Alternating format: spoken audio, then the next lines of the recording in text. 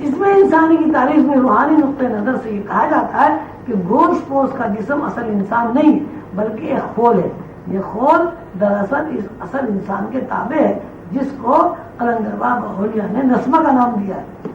انسان جسم اور دماغ کا نام ہے اور اصل انسان جس کو فنا نہیں ہے ان دونوں کے اندر بستا ہے. اصل انسان تجلی ذات کا ایک عکس ہے. یہ تجلی ذات کا ایک نقطہ ہے. نقطہ ذات سے نسمے کی طرف اور نسمے سے گوشت پوش کی جسم کی سمت روشنی کی ایک رو بہتی ہے. روشنی کی یہ رو ہی خیالات، تصورات، احساسات اور ادراک بن کر زندگی کے تقاضے بنتی ہے. وہ روشنی جو نسلوں کو سیراب کرتی ہے اس روشنی کو نور سیراب کرتا ہے. یہ قانون ہے کہ انسان عالم امر کی طرف برابر صعود کرتا رہتا ہے اور عالم امر خاص سے نور کی روح برابر نزول کرتی رہتی ہے. صعود اور نزول کا یہ سلسلہ ہی زندگی ہے. صعود نزول کی زندگی، نزول اور صعود کے درمیان جو کچھ اور جس طرح ہو رہا ہے اس علم کو علم لدنی کہا جاتا ہے. مطلب یہ ہے کہ علم لدنی صعود اور نزول پورے عالم پر محیط ہے. اس عالم کو جاننے، سمجھنے اور نزولی اور صعودی عالم میں داخل ہونے کے لیے مراقبہ ضروری ہے. انسان اگر اپنے شعور کے آئینے یعنی لاشعور میں دیکھنے کی خواہش رکھتا ہے اور نزولی و صعودی حقات و سکنات سے واقفیت حاصل کرنا چاہتا ہے تو اس کا آسان اور سہل طریقہ مراقبہ ہے. مراقبے کی تشریح کرتے ہوئے مرشد کریم قلندروا فرماتے ہیں کہ مراقبہ ایک ایسا عمل ہے جس میں انسان دنیا کے حالات و واقعات اور دنیا کی دلچسپیوں اور مکان کی قید و بند سے آزاد ہو جاتا ہے. غیب کی دنیا میں داخل ہونا اس وقت تک ممکن نہیں ہے جب تک انسان مکان کی قید سے آزاد نہ ہو. یعنی جسمانی گوشت پوش اور جسمانی تقاضوں جب تک کوئی آدمی ذہنی طور پر یکسو نہیں ہوتا وہ غیب کی دنیا میں داخل نہیں ہو سکتا. جسمانی تقاضوں سے آزاد ہونا یہ معنی نہیں رکھتا کہ انسان مردہ ہو جائے. مطلب یہ ہے، اس کا مطلب یہ ہے کہ انسان جسمانی تقاضوں کو ثانویت دے دے اور جہاں سے جسمانی تقاضے روشنی کی شکل میں نزول کر رہے ہیں ان کی طرف متوجہ ہو جائے. اور اس کا طریقہ مراقبہ ہے. مراقبے کا آسان طریقہ یہ ہے کہ آدمی کسی تاریک گوشے میں جہاں گرمی سردی معمول سے زیادہ نہ ہو بیٹھ جائے. ہاتھ پیر اور جسم کی تمام اعصاب کو ڈھیلا چھوڑ دے اور اپنے اوپر ایسی کیفیت طاری کر لے جس کیفیت میں جسم کی موجودگی کی طرف سے ذہن ہٹ جائے. سانس گہرائی میں لیا جائے. گہرائی میں سانس لینے سے سانس کی رفتار میں ٹھہراؤ پیدا ہو جاتا ہے. آنکھیں بند کر لی جائے. بند آنکھوں سے اپنے اندر جھانکنے کی کوشش کی جائے. خیالات اور عمل پاکیزہ ہو. خیالات اور عمل کی پاکیزگی یہ ہے وہ کسی کو برا نہ جائے، کسی کی طرف سے بغض و عناد نہ رکھے اور اگر کسی سے تکلیف پہنچتی ہے تو انتقام نہ لے اور معاف کر دی جائے. ضروریاتی زندگی معاش کے اصول میں اعضاء کا وظیفہ پورا کرے. جدوجہد میں کوتاہی نہ کرے لیکن نتیجہ اللہ کے اوپر چھوڑ دے. اپنے کسی عمل سے یہ محسوس ہو جائے کہ مجھ سے زیادتی ہو گئی ہے تو بلا تخصیص وہ ناتواں ہو، کمزور ہو، چھوٹا ہو، اس سے معافی مانگ لی جائے. جو کچھ اپنے لیے پسند کرتا ہے وہ دوسروں کے لیے بھی پسند کرے. ذہن کے اندر مال و متاع و اسباب کی محبت نہ ہو. اللہ کے پھیلائے ہوئے اور دیے ہوئے وسائل کو خوش ہو کر استعمال کرے لیکن دنیاوی وسائل کو مقصد قرار نہ دے. اسی طرح جو کچھ اپنے لیے چاہے وہ اپنے بھائیوں کے لیے بھی چاہے. اللہ کی مخلوق کا جذبہ دل میں موجود ہو. جس طرح ممکن ہو اللہ کی مخلوق کی خدمت کی جائے. جس شخص کے اندر پاکیزہ خیالات، پاکیزہ اوصاف موجود ہوتے ہیں وہ شعور کے آئینے میں جا کر کچھ دیکھنا سمجھنا چاہتا ہے تو مراقبے کے عمل سے اس کا لطیفہ نفسی رنگین ہو جاتا ہے. لطیفہ نفسی کے رنگین ہو جانے سے شعور کے اندر جلا پیدا ہو جاتی ہے. شعور کا آئینہ سیکل اور شفاف ہو جاتا ہے. مراقبہ ایک ایسا عمل ہے جس عمل میں روحانی استاد یا اپنے پیر مرشد کے حکم کی تعمیل ضروری ہے. سالک کے اندر اگر چونچرا ہے اور تعمیل نہیں ہے تو مراقبے کا عمل پورا نہیں ہوتا. مراقبے میں کامیابی کے لیے اور مراقبے کا صحیح نتیجہ مرتب ہونے کے لیے خود سپردگی ضروری ہے. جسم کا تعلق سانس سے ہے. سانس کی آمد و شد ختم ہو جائے تو جسم بھی ختم ہو جاتا ہے. لیکن علم غیب حاصل کرنے کے لیے سانس سے قطع تعلق کرنا ضروری نہیں ہے. صرف سانس کا بہت آہستہ ہونا ضروری ہے. جب انسان اپنا تعلق گوشت کے جسم سے صرف سانس کے حد تک قائم رکھتا ہے تو جسم غیر محسوس ہو جاتا ہے. اس کی مثال خواب دیکھنا ہے. آدمی خواب میں سانس لیتا رہتا ہے. خواب یا سونے کی حالت میں سانس میں گہرائی پیدا ہو جاتی ہے اور سانس ہلکا اور لطیف ہو جاتا ہے. سانس میں لطافت آ جانے سے اورا تجلی کی طرف صعود کرنا شروع کر دیتا ہے. ہم دیکھتے ہیں کہ جب ہم سو جاتے ہیں تو ہمارا جسمانی نظام برقرار رہتا ہے, جسمانی اعضاء میں جان ہوتی ہے, ہمارا ذہنی تعلق گوشت پوش کے جسم سے عارضی طور پر منقطع ہو جاتا ہے.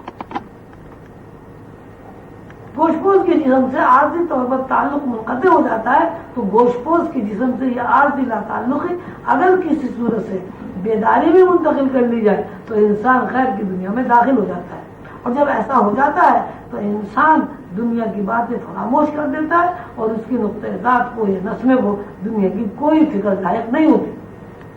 جب نقطۂ ذات فکر سے آزاد ہو جاتا ہے تو عالم امر کی سیر میں مصروف ہو جاتا ہے. عالم امر کی حدود میں چلتا پھرتا کھاتا پیتا ہے اور دوسرے کام بھی کرتا ہے. یہ کھانا پینا چلنا پھرنا سب نورانی مشاغل کہلاتے ہیں. نورانی مشاغل یا عالم امر کی حدود میں رہ کر کام کرنا کھانا پینا دراصل اس بات کی علامت ہے کہ انسان مکان کے قید و بند سے آزاد ہو گیا ہے. جب ایسا ہو جاتا ہے تو انسان کے قدم زمان کی ابتدا سے انتہا تک اس کے اپنے ارادے کے مطابق اٹھتے ہیں. پھر وہ مراقبے کے ذریعے اتنی وسعت حاصل کر لیتا ہے کہ زمان کے دونوں کنارے ازل تا ابد کو چھو لیتا ہے. اس کے اندر ایسی قوتیں بیدار ہو جاتی ہیں جن قوتوں کو استعمال کر کے ہزاروں سال پہلے کے یا بعد کے حالات و واقعات کو دیکھ لیتا ہے. یہ بات ہم سب کے سامنے ہے کہ کائنات دراصل ازلی یہ بات ہم سب کے سامنے ہے کہ کائنات دراصل ازل اور ابد ہے. یعنی ازل سے ابد تک جو کچھ ہوتا ہے, جو کچھ ہو چکا ہے یا ہو رہا ہے یا ہوگا, وہ سب ازل اور ابد کے دائرے میں محیط ہے. جب انسان ازل اور ابد کے دائرے میں قدم رکھ دیتا ہے یعنی نزول و صعود کی زندگی سے واقف ہو جاتا ہے تو کائنات میں جہاں وہ دیکھنا چاہتا ہے دیکھ لیتا ہے. اس کیفیت کو عارفین کی اصطلاح میں سیر کہا جاتا ہے. مراقبہ ایک ایسا عمل ہے جس عمل سے مراقبہ ایک ایسا عمل ہے جس عمل میں انسان عالم ظاہر کی طرح عالم باطن یعنی اپنے اندر موجود متحرک اور مسلسل عمل کرنے والی دنیا سے روشناس ہوتا ہے. جس طرح ہم خواب کی حالت میں جسم کے تقاضوں سے آزاد ہو کر اس دنیا میں سفر کرتے ہیں جس دنیا کو بیداری کی آنکھ نہیں دیکھ سکتی, اسی طرح مراقبے میں ہم اس دنیا میں دیکھتے ہیں جس دنیا کو ظاہر کی آنکھ نہیں دیکھ سکتی. ہم جب بیدار ہوتے ہیں مرحلہ وار باشعور ہوتے ہیں. جب ہم بیدار ہوتے ہیں مرحلہ وار باشعور ہوتے ہیں تو یہ دنیا ہمارے لیے ایک تجربات کی دنیا بن جاتی ہے. زندگی کا یہ تجربہ ہی دراصل ہماری زندگی ہے. اسی طرح جب کسی سالک کی نظر اپنے نقطۂ ذات یا باطن میں کھلتی ہے تو جیسے ہی باطن میں نظر کھلتی ہے عالم غیب میں بسنے والی دنیاؤں کے تجربات شروع ہو جاتے ہیں. جیسے جیسے غیب کی دنیا میں انہماک ہوتا ہے غیب میں بسنے والے افراد سے تعارف ہوتا ہے. غیب کی دنیا میں شب و روز سے واقفیت حاصل ہوتی ہے. اسی مناسبت سے تجربات میں اضافہ ہوتا رہتا ہے. تجربات کے مجموعے کا نام غیب کی دنیا میں زندگی ہے. جس طرح ایک بچہ پیدا ہونے کے بعد رفتہ رفتہ شعور حاصل کرتا ہے, پہلے وہ صرف ماں کی خوشبو کا احساس کرتا ہے, پھر وہ ماں کو پہچانتا ہے, پھر اس کے بعد باپ بہنوں بھائیوں کو قریبی رشتہ داروں کو پہچانتا ہے, پھر آہستہ آہستہ اس کی نظر میں اتنی وسعت پیدا ہو جاتی ہے کہ وہ دنیاوی علوم حاصل کرتا ہے, اپنا ایک مقام بنا لیتا ہے اور دنیاوی زندگی میں اپنی انفرادی حیثیت کے ساتھ زندہ رہتا ہے.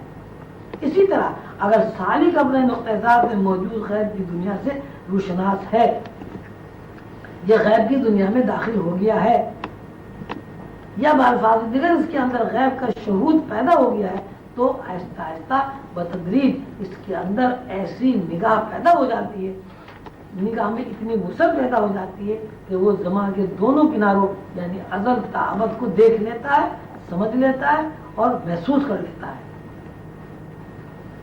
دنیا میں جو کچھ ہے اسے چھو لیتا ہے. ازل تا ابد کو دیکھنا یا ازل تا ابد غیر کی دنیا میں افراد کائنات سے ملاقات کرنا، اٹھنا بیٹھنا، سونا جاگنا، کھانا پینا، ستاروں میں گھومنا، افلاک کی سیر کرنا، سیاروں میں گشت کرنا، غیر کی دنیا اور غیر کی دنیا اور غیر کی دنیا کے فضا سے متاثر ہونا، یہ سب خیالی باتیں نہیں ہیں، نہ دیکھنے سمجھنے میں محض تصورات کا فرما ہے. سالک جب غیر کی دنیا میں داخل ہو جاتا ہے، جس طرح وہ عالم اسباب یا عالم ناسوت یا مادی دنیا میں زندگی گزارتا ہے اور زندگی کی تقاضوں کو پورا کرتا ہے، اسی طرح عالم غیب میں بھی ایک زندگی ہے.